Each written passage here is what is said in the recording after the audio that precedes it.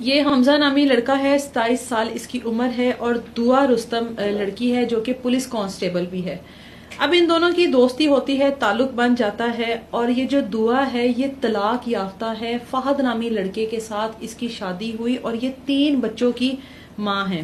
اس وقت جب ان دونوں کا آپس میں یہ سب کچھ ہوا، یہ خاتون جو ہے پولیس کانسٹیبل یہ آن ڈیوٹی تھی۔ 6 ماہ تک ان دونوں کا ریلیشن رہا، تعلق رہا، اور اس کے بعد دونوں فیصلہ کرتے ہیں شادی کا۔ اب جب شادی کا فیصلہ ہوا تو دعا نے اپنی ماں اور بھائیوں کو جا کر بتایا کہ اس طرح سے 27 سال کا لڑکا ہے، حمزہ اس کا نام ہے، اور غیر شادی شدہ ہے، اس سے میں شادی کرنا چاہتی ہوں۔ جس پر گھر والے تو بڑے خوش ہوئے، انہوں نے کہا واہ واہ واہ، 3 بچیاں دی ماں، طلاق ہوئی اور منڈا جڑا ہے وہ غیر شادی شدہ مل گیا، یہی چاہیے ہوتا ہے نا۔ اب لڑکی کے گھر والے، دعا کے گھر والے کہتے ہیں ہماری طرف سے تو اوکے ہے۔ اب یہی سیم بات جب حمزہ اپنے گھر والوں کے ساتھ جا کر کرتا ہے کہ طلاق یافتہ ہے، 3 بچوں کی ماں ہے، اور میں اس سے شادی کرنا چاہتا ہوں، گھر والوں نے کہا اب بھی اسی وقت جو ہے نا گھر سے تجھے نکال دیا جائے گا، اگر تو نے دوبارہ کبھی نام بھی لیا نا تو تیرا اور ہمارا تعلق ختم ہو جائے گا۔ اب جب یہ بات حمزہ سنتا ہے، ظاہر ہے محبت تو کرتا ہے، 6 ماہ سے تعلق ہے، ریلیشن میں تھا، اور محبت بھی ایسی کرتا ہے کہ نہ رہنے کا تو سوال ہی نہیں پیدا ہوتا۔ یا اب یہ دعا کو کہتا ہے کہ میرے تو گھر والے نہیں مان رہے ہیں تو ہم لوگوں کو خود سے ہی شادی کرنی پڑے گی۔ یہ دونوں اپنی مرضی سے کورٹ میرج کرتے ہیں 10 اپریل کو شادی کی، اور اس کے بعد اورنگی میں ہی ایک کرائے کا مکان لیتا ہے، اور وہاں پر دعا کو بھی ساتھ رکھتا ہے اور ساتھ اس کے 3 بچوں کو بھی رکھتا ہے، 3 بچوں، اور اس کے بعد اپنے گھر سے، ظاہر ہے جب ان کو وقت دینا ہے تو اپنے گھر میں تو ٹائم کم دیا جائے گا۔ اب اس کے گھر والے سے پوچھتے تھے کہ تم راتوں کو بھی غائب ہوتے ہو، دن کو بھی غائب ہوتے ہو، تم جاتے کہاں ہو؟ جس پر کہتا ہے کہ کام آج کل زیادہ ہے، کام کی وجہ سے میں یہ سب کچھ کر رہا ہوں، اور کوئی بات نہیں ہے۔ گھر والے ظاہر ہے یقین کرتے ہیں، یہ کسی کو گمان نہیں ہوتا کہ اس نے شادی کر لی ہے یا یہ اسی خاتون کے ساتھ اس طرح سے علیحدہ گھر لے کر رہ رہا ہے۔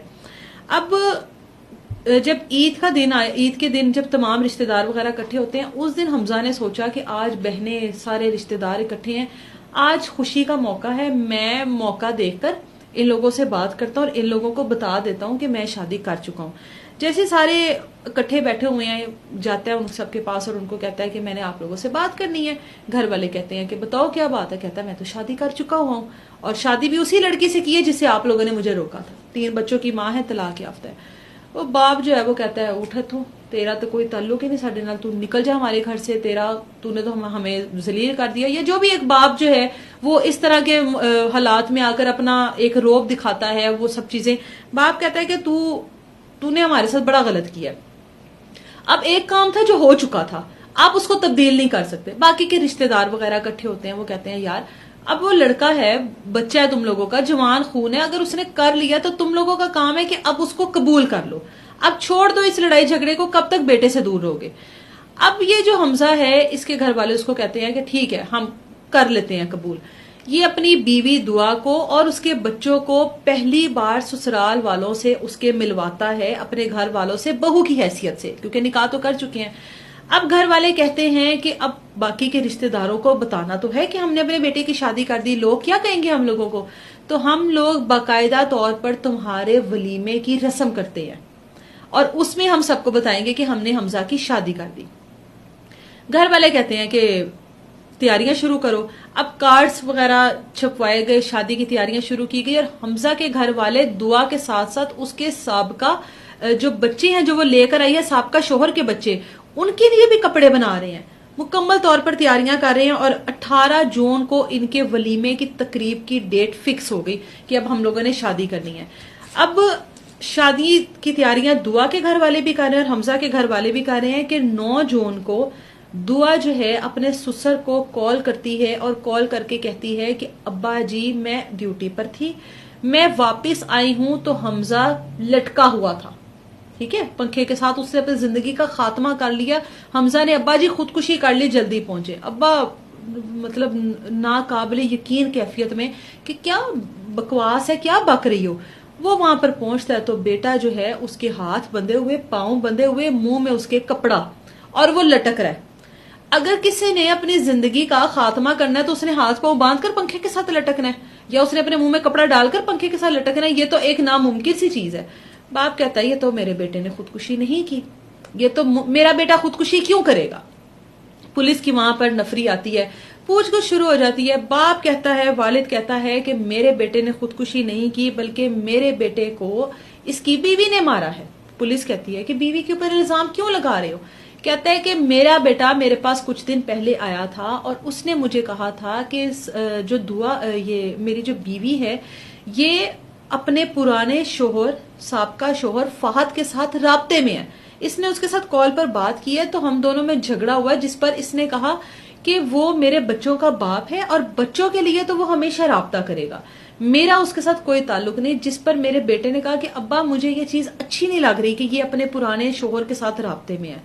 अब बाप कहता है कि ये जो दुआ है इसने अपने पुराने शोहर, साबका शोहर के साथ मिलकर मेरे बेटे को मारा है। अगर मेरा बेटा खुदकुशी करता, अव्वल तो मेरा बेटे के पास खुदकुशी की कोई वजह ही नहीं है।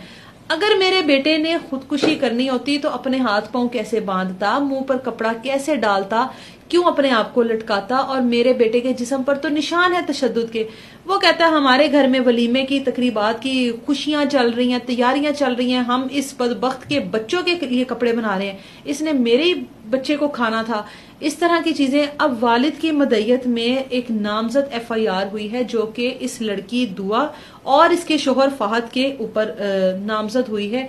दुआ जो है उसी वक्त पुलिस की हिरासत में उसको ले लिया गया। दुआ अपने ससुर को यानी कि हमजा के बाप को आके कहती है कि मैं बेवा हो गई हूं, मुझ पर किस किस्म के इल्जाम लगा रहे हैं, आप क्यों इस तरह कर रहे हैं, मैं तो पहले बहुत सदमे में हूं। खैर, क्योंकि एक नामजद FIR थी, दुआ जो है इस वक्त पुलिस की कस्टडी में है। फहद के लिए रेड की जा रही है कि कब पकड़ा जाता है। अब डिपेंड ये करता है कि क्या वाकई में दुआ ने अपने शोहर के साथ मिलकर हमजा को मारा।